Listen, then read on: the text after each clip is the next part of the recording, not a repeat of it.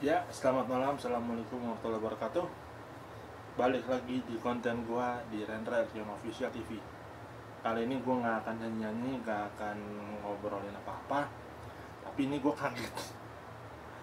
Gua baru pulang kerja. Baru pulang kerja dan cek grup WA dan baru gua sambil makan. Ada berita. Salah seorang fans itu nggak jaga jarinya. Kenapa nggak jaga jarinya? Jadi gini, barusan gua cek di grup WhatsApp FJKT48 Bandung dan ada seorang fans yang ngomongin, yang entah nggak tahu kenapa, entah nggak tahu gue siapa. Tadi gue baca itu namanya Kazeo underscore apa gitu ya. Jadi dia dia balas cuitan salah seorang netizen. Dia bilang bayar apa namanya kecewa sama Shani atau kecewa atau gimana, dia bayar dengan itulah. Gua nggak mau sebut apa karena gua tahu ini kan dunia YouTube. Kalau dunia YouTube, kalau di dalam YouTube itu pasti kan, kalau misalkan gua ngomongin kasar, ngomong kata-kata kotor, pasti itu bakalan ada apa namanya, bakal ada larangan ya, karena kan tidak apa namanya, ada community guidelines-nya gitu kan ya. Dia bilang begitu, langsung direspon sama JOT-nya. Nah, tapi tidak menghapus, dia tidak menghapus dia tidak menghapus tweet itu. Dia tidak menghapus tweet itu, beneran masih ada di tweetnya. Sampai itu udah rame banget sampai kalangan Insanity. Tolonglah bro, Shani itu orang besar, dia banyak fansnya, dan lu cuman anak kemarin sore, lu anak bau bawang, tapi bisa-bisanya lu ngomong kotor ke seorang Shani yang idol, yang udah malang melintang di mana-mana gitu kan ya, udah center 2 kali. Itu prestasi yang apa coba, yang luar biasa bukan? Udah dapat kesempatan nyanyi lagu Menanti, single solonya dia gitu kan, itu gila banget. dan lu dan lu ngomong kotor kayak begitu, lu otak lu di mana cuy? Otak lu tuh di mana? Gua mau tanya sama lu otak lu di mana? Di mana attitude lu? Kan dalam podcast gua kemarin gua udah menjelaskan attitude, pengertian, dan cara apa namanya,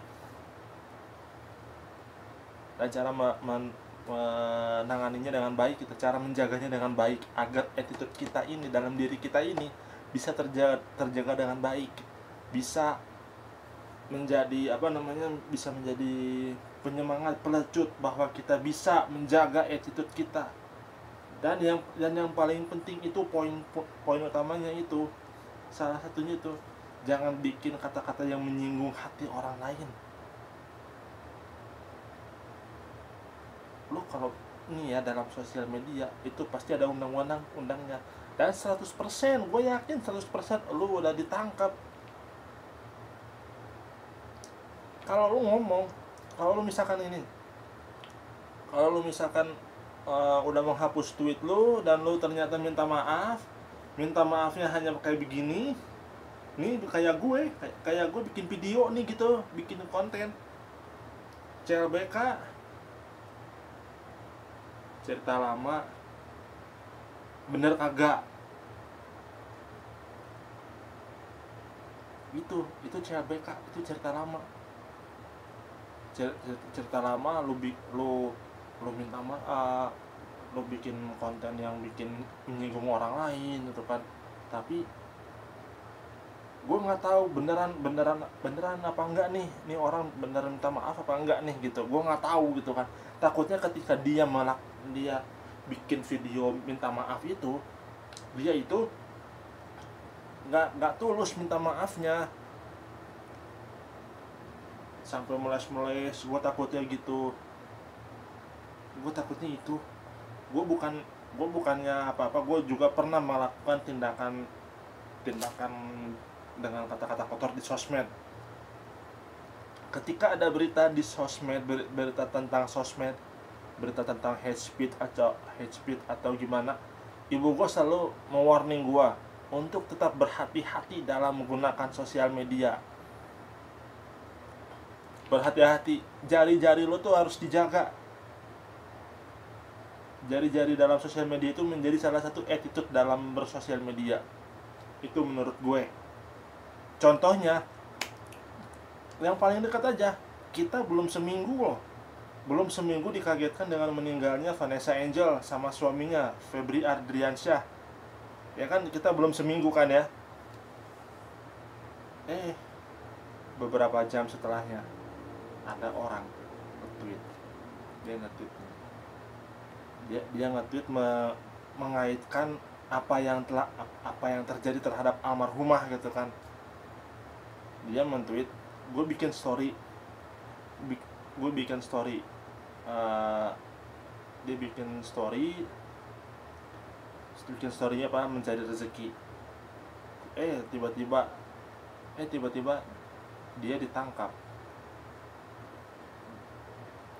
Terus saat itu juga dia melanjutkan kata-kata itu. Dia bikin Q&A di Instagram story-nya almarhumah. Maksudnya si pentweet ini mengimplikasikan apa yang telah terjadi pada almarhumah gitu kan. Gue di sini bukan ngomongin kejelekan almarhumah, gue sangat respect terhadap almarhumah Vanessa Angel dan Mas Bibi.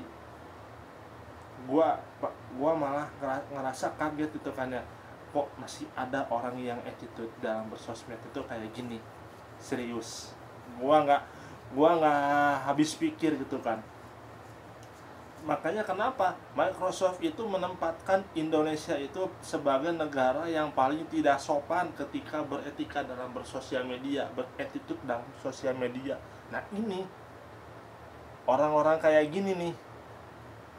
Contoh tadi ya gue sebutin itu si pengguna netizen Twitter yang tega merelate apa yang terjadi dengan almarhumah Vanessa Angel. Dia bikin story, ditangkap. Dia bikin Q&A, almarhum bikin Q&A, aku mau kemana, tahu-tahu dia bilang, taunya ke akhirat. Aduh, belum sampai di situ. Etika sosial media kita tuh dikagetkan lagi dengan apa? Dengan sepak bola. Maksudnya sepak bola itu dengan ada salah satu pemain sepak bola, kalau misalkan klub jagoannya kalah, yang disalahin siapa? Si pemainnya yang disalahin. Yang ngata-ngatain rasis segala macem. Gak malu apa? Gak malu. Kita ini tuh udah masuk negara yang paling gak ramah ketika dalam bersosial media. Makanya mulai dari sekarang, gua bukan mengajak buat semuanya, tapi buat diri gua juga. Yuk sama-sama kita jaga jari-jari kita. Ngajak tahun kemarin begitu Ibu Jokowi meninggal, banyak yang begini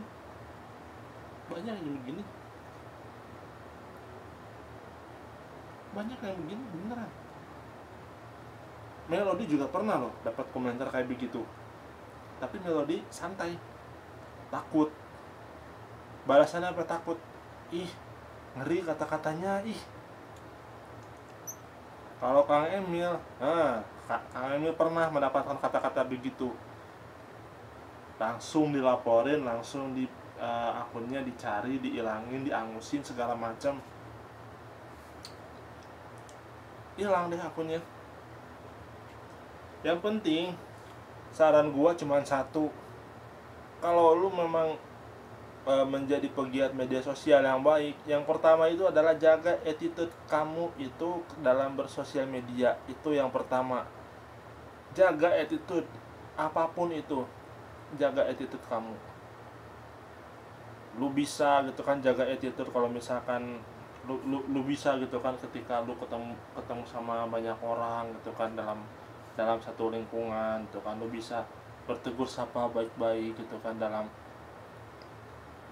bertemu dengan banyak orang, lu bisa berinteraksi dengan banyak orang, lu bisa sharing apa-apa. Tapi kalau misalkan dalam sosial media lu ternyata berbanding terbalik dengan apa yang di dunia nyata, itu sama aja bohong. Beneran, itu sama aja bohong. Sama aja lu ketika lu training dalam lingkungan pekerjaan, ketika leader lu sudah mengajarkan lo harus kerja begini, lo harus ini gini, tapi ketika lo mengimplikasikannya tapi lo gak dapet apa-apa, lo percuma. Lo bakalan stuck di situ aja, gak akan ada perkembangan kalau lo misalkan stuck di situ. Nah, gue juga minta sama kalian semua, si pelaku ini tuh udah ditindaklanjuti sama JOT lo. Ingat kawan, kalaupun misalkan kalian menghapus tweet itu, bukti digital itu nggak akan hilang. Lo mau menghina gua balas, gua ladenin. Lo mau menghina gua, lo mau ngata-ngatain gua, lo mau ngapa-ngapain gua ladenin. Ayo ketemu sama gua. Tapi jangan sekali lo ngehina atau buat kata-kata kotor terhadap idola lo. Lo tahu kenapa? Pasti banyak yang nggak terima. Jangankan Shani, jangankan Feni yang lo jadiin bahan kata-kata kotor, lo bawa keluarganya, selesai lo.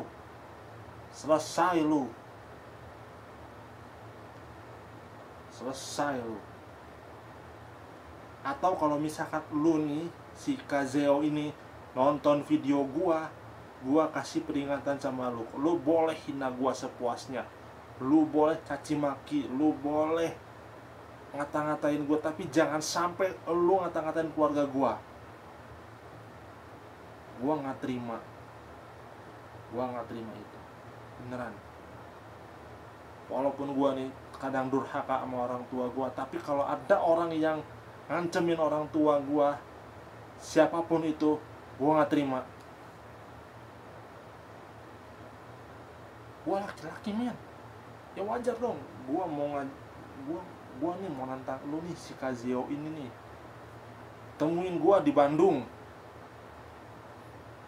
Walaupun Oshi gua tuh bukan Shani, tapi gua nggak terima idola orang lain tuh lu giniin, lu pakai kata-kata kotor hanya karena lu tuh nggak suka sama Shani.